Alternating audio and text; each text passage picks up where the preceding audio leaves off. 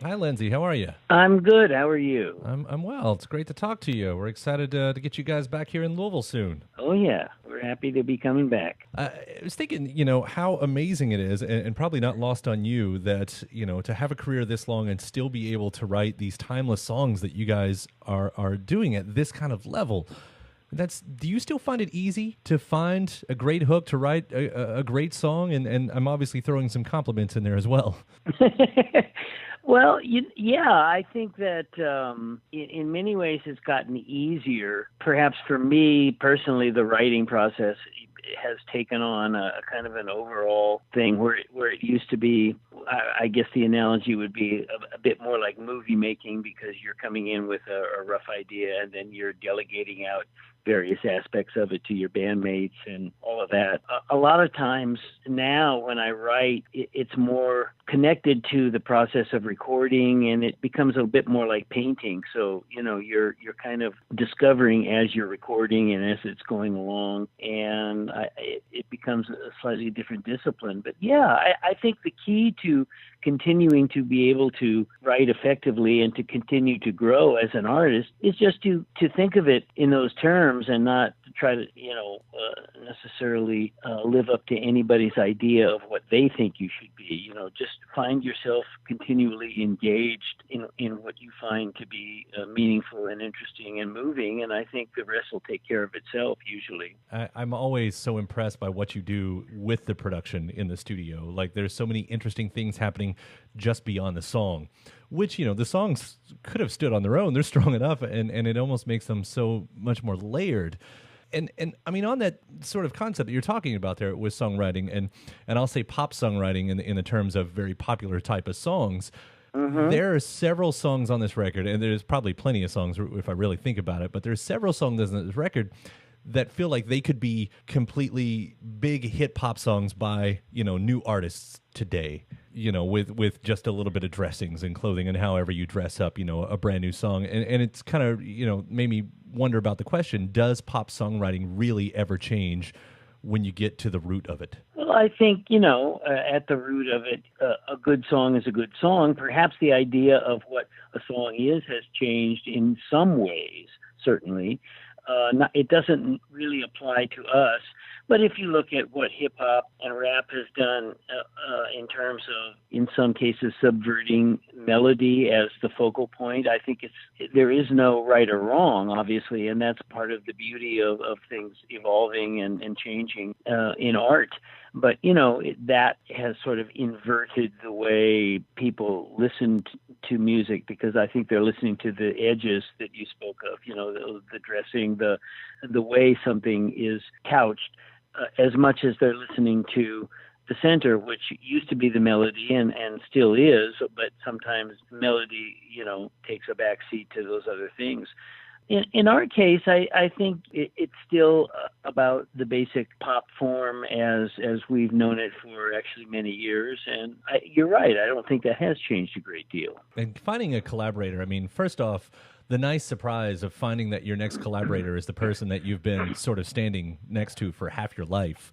I mean, that's got to be welcome. Well, it was certainly a surprise, and we didn't see it coming. Once Christine reached out and wanted to rejoin the ranks after a 15-year break from Fleetwood Mac, and after she was, obviously welcomed back, she started sending me bits and pieces of songs because she wanted to reconnect with her writing, and I started working on those at my house. She was in England, I was in Los Angeles, and yeah, I mean, we didn't really think about, let's make a duet album. We just got in the studio and looked into these ideas, and I think the big surprise was that our dynamic and our sense of rapport with each other, while in most cases after a break like that you might think people would lose the moment and would lose the context and the musical vocabulary they once had, ours was better than ever. And I think it was because she had taken that break and she was a different person, and I had certainly spent those 15 years doing a great deal of solo work, and I started a family late. So I was doing things, we were both doing things very much on our own terms. And when we came back together, it was just such a beautiful surprise that this unity and this rapport was actually better than it had ever been.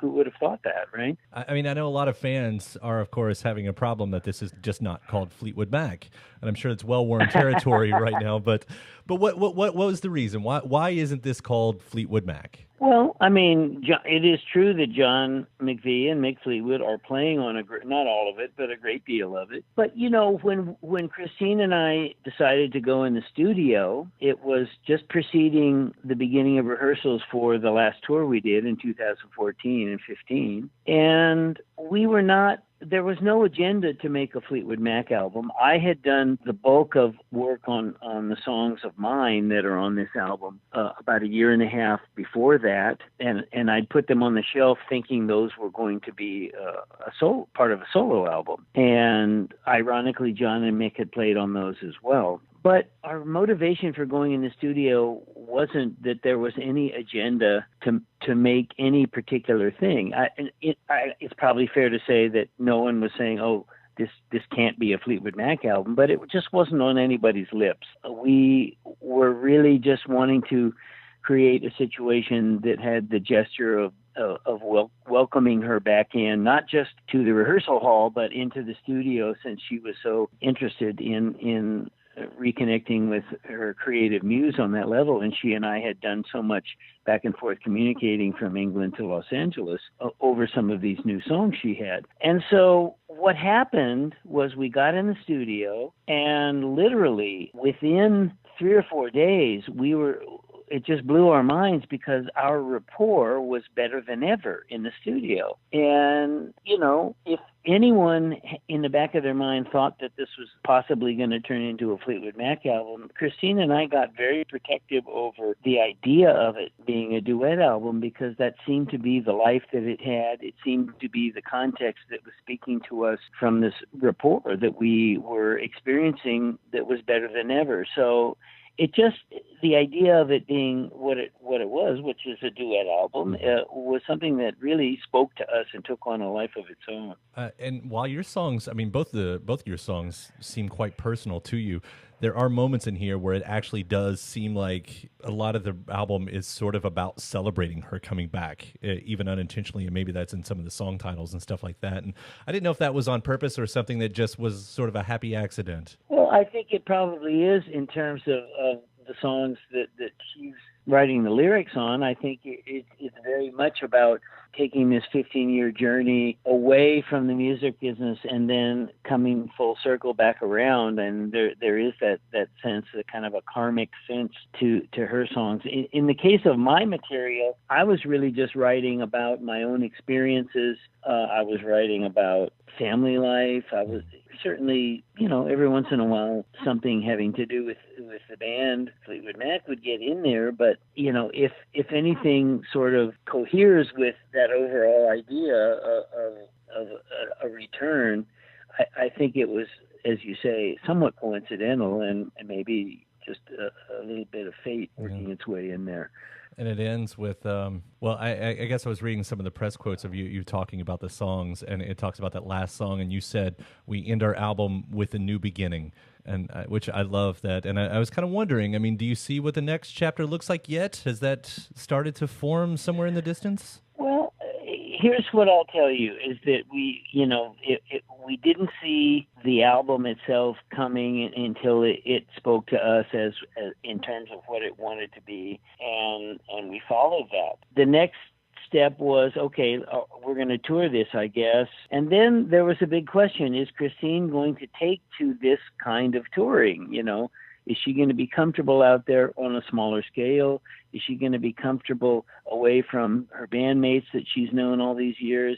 Is she going to be comfortable doing something a little more risky and a little more out of her comfort zone? And nobody really knew that, including her. Well, as it turns out, again, you know, it's been a revelation to her, because we take a lot of the approaches that maybe I've done on solo tours, where you're able to really work the art a little bit more. You can take more risks. You can put more of the present out there and not rely so much on the past. And so it turns out that she got all of that, and she loved it, and the sense of family that's out there with a smaller scale thing. So that led to more dates. And I think it also leads us to think that we probably want to do this whole thing again. I believe there are a few things that will happen in between. I have a solo album that's probably going to come out at the beginning of next year, March probably. There is another Fleetwood Mac tour that's on the books, or it's not on the books yet, but we're talking about it for the end of 2018, beginning. And I think probably during all of that time, Christine and I will be working on new material for another one of these, because I think it's something new that we found. I don't think either one of us sees it as just a one-off. I think it's something to be valued and to be looked at as something a little bit more long-term. Has a lot of exciting things in there to unpack. I can't wait to hear that solo record as well. And another one, again, Lindsey, I loved this record so much that it really is exciting to hear that you guys are already thinking about doing a next one up to it. So thanks for all that. I know it's always so much fun to discuss something and talk about something that was so easy, and then you have to dissect it. So yes, you forced me to think about things, but that's what it's all about, right? Well, I appreciate it. And again, we're looking forward to having you here in Louisville in just about another week or so. So looking forward to it as well. All right. Well, we'll see you then, Lindsey, and thanks again. Take care. All right. Take care.